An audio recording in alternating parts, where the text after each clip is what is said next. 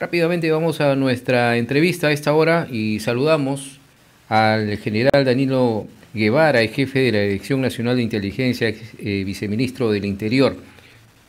General Guevara, muchas gracias por su atención. Muy buenas tardes.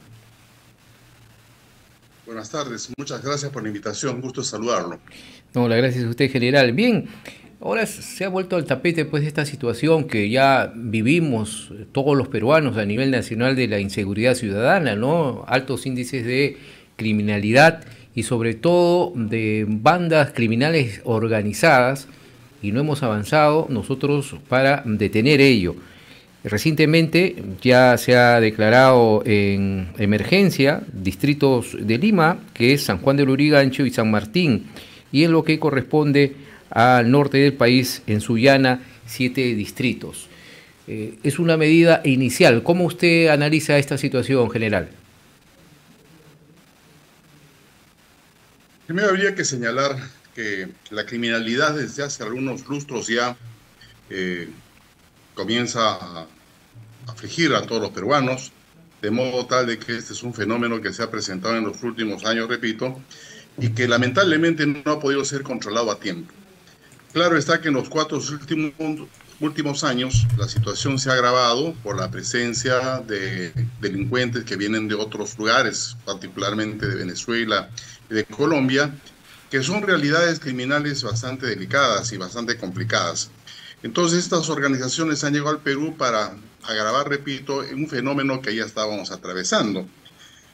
Frente a eso, yo creo de que el Estado y el gobierno en particular tiene que tomar medidas concretas, medidas rápidas, oportunas, que tienen que tener dos tiempos. El primero debe ser pues el atender esta especie de emergencia que estamos viviendo, y el segundo es hacer una planificación más cuidadosa, más profunda, de más largo aliento, para que el Perú en el futuro pueda vivir el estado de gobernanza, de orden que todos nosotros anhelamos.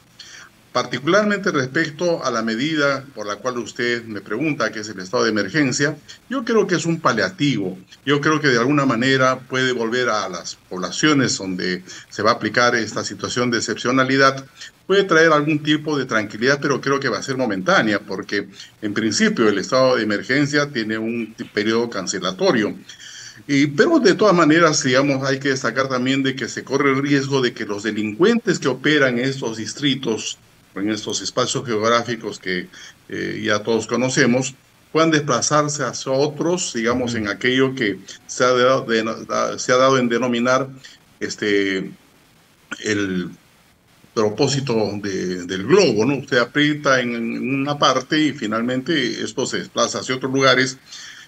Fenómeno que por lo demás tenemos algún tipo de experiencias. Y no hay frontera para la delincuencia, ¿no? Por ejemplo, se declaró el estado de emergencia y los delincuentes se desplazaron a zonas donde podían actuar con mayor libertad. No hay fronteras, le decía, general, para la delincuencia, ¿no? Mira, hablemos, por ejemplo, de estos casos específicos de San Martín de Porres.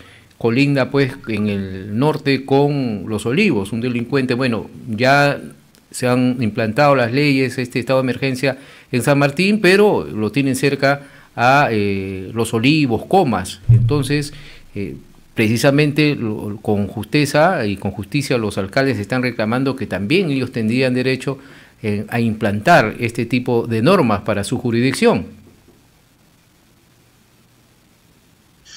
Por esta razón es que yo postulo desde hace un tiempo de que se tiene que hacer un plan integral que comprometa a diferentes sectores de la administración pública y a la propia ciudadanía en el propósito de dar batalla, de luchar contra la criminalidad organizada, tal como se presenta, que puede ser incluso más peligrosa que el fenómeno terrorista que nosotros hemos vivido. Y con eso no quiero ser exagerado, porque en la etapa, por ejemplo, el Sendero Luminoso, nosotros hacíamos frente a una organización molar, estructurada. En este caso son muchas las organizaciones que actúan y que se reproducen como una especie de una hierba mala y no tienen necesariamente algunos centros de poder identificables. Entonces, esto nos lleva a la necesidad, repito, de tener tres cosas principalmente. Primero, un buen plan que afronte las circunstancias como se presentan. En segundo lugar, tener una institución que comprenda a la Policía Nacional, al Ministerio Público, al Poder Judicial, al sistema penitenciario, a los municipios. Repito, una institucionalidad compacta, armonizada, ágil, bien motivada, bien dotada, que pueda hacer frente a la situación. Y en tercer lugar, nosotros necesitamos un liderazgo fuerte que encabece este propósito del Estado de dar lucha, repito, a este fenómeno en las características que se presentan. Y que esto del liderazgo es algo muy importante porque si no tenemos una conducción oportuna, una conducción política que convenza, que motive, que genere las condiciones para que la ciudadanía confíe en sus instituciones estatales, si no tenemos, repito, ese liderazgo que además movilice recursos materiales e inmateriales de la nación, las cosas no van a funcionar. Entonces podemos tener buenas leyes, podemos tener una buena institucionalidad, pero si no tenemos ese liderazgo que se reclama, los propósitos van a ser infructuosos. ¿Quién tendría que tener este liderazgo general? ¿La propia presidenta Dina Boluarte? No tengo ninguna duda, señor. Debe ser el presidente o la presidenta la que encabece esto porque, primero, es el gobernante y recordemos de que el presidente de la República tiene como función, por ejemplo, velar por el mantenimiento del orden público y en segundo lugar, el jefe de Estado tiene la responsabilidad principalísima de dar protección a sus asociados, una cosa que aparentemente no se cumple o no se toma en consideración, más aún si es que, como todos nosotros sabemos, el Estado nace y aparece una función esencial y primordial, cual es precisamente dar seguridad a los ciudadanos. Esa es la responsabilidad primaria. Entonces, yo por lo que veo, tenemos un Estado que se dedica a muchas cosas, que todas las hace mal o en forma muy mediocre, y descuida, por ende, lo que debe ser, repito, el corazón, el núcleo de su propósito y de su existencia. Ahora, general, usted ha dicho y ha tocado un tema muy importante en esos 3 puntos, ¿no? Primero, tener un plan, y al parecer no existe ese plan aún.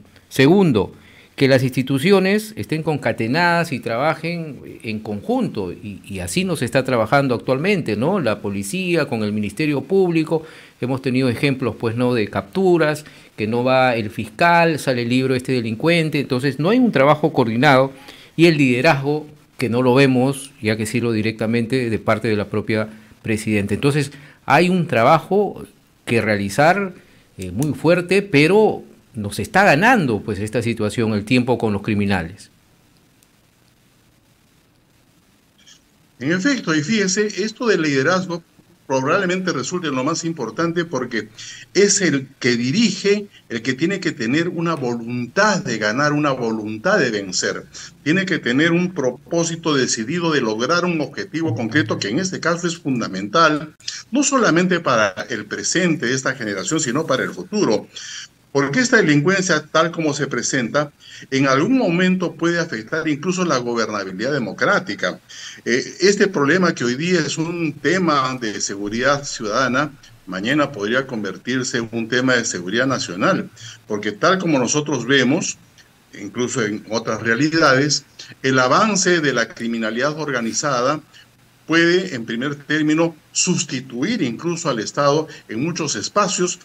Pero para ello primero tiene que perforar a la autoridad pública, de modo tal de que uno de los blancos favoritos, por ejemplo, de la criminalidad organizada, es, repito, cooptar a las autoridades del Estado, y eso podría pasar, más en una situación donde las instituciones muestran fragilidades de tipo ético, de tipo moral. Y en este sentido, repito, tiene que hacerse un esfuerzo muy importante para sanear las instituciones del Estado. Yo planteo, por ejemplo, hacer algún tipo de reformas legales que tienen que tener como propósito agilizar y dar más efectividad al trabajo de los fiscales, de los jueces, de la propia policía. Porque a veces nos detenemos en el proceso mismo, en las particularidades que nos ofrece el garantismo procesal que actualmente atravesamos, y a veces por 10 minutos, por 15 minutos, porque faltó una firma o porque hay algún vacío legal, ponemos en libertad a delincuentes que la policía atrapa después de mucho esfuerzo, y eso, digamos, causa una desazón, no solamente en la sociedad, sino en las propias instituciones. Porque, reitero, la policía atrapa a delincuentes y mañana más tarde, valiéndose alguna argucia o algún vacío, estos delincuentes son puestos en libertad. Sí. Cuando hoy día la única maniobra que nosotros debemos esperar es retirar a los delincuentes de la calle y ponerlos en el lugar que corresponde, que es la cárcel, bajo penas, digamos, severas, proporcionales, justas y que estén inscritas, por supuesto, dentro de los estándares de los derechos humanos. Pero, y para eso yo creo, por ejemplo, que ya es el momento en que nosotros comencemos a pensar, sí, en que algunos actos se deban ser calificados como un terrorismo o un neoterrorismo urbano. Porque si lanzan granadas, si ponen explosivos, si es que asesinan a las personas con 30, 40 balazos, eso no cabe duda. Claro. Es una maniobra que responde a un propósito de generar terror en la sociedad y eso tiene que ser tratado como tal. Este tipo, por ejemplo, de reformas podrían permitir de que la policía no tenga las 24 horas tiranas de plazo que hoy día tiene, sino de que eso se puede extender de manera tal de que podamos tener mayores espacios de tiempo para hacer una investigación razonable, buena, exitosa, que pueda servir además como un buen fundamento para que los procesos judiciales se conduzcan de una manera más diligente y efectiva. Así es, general, muchas gracias por este contacto, ¿no? Terrorismo urbano que no solamente puede penalizar estos actos con este tipo de artefactos explosivos, sino también actos de sicariato que muchas veces se han estado dando por parte de estas bandas organizadas y de la extorsión. Muy amable, general, por su participación aquí en RCR. Un abrazo, muy buenas tardes.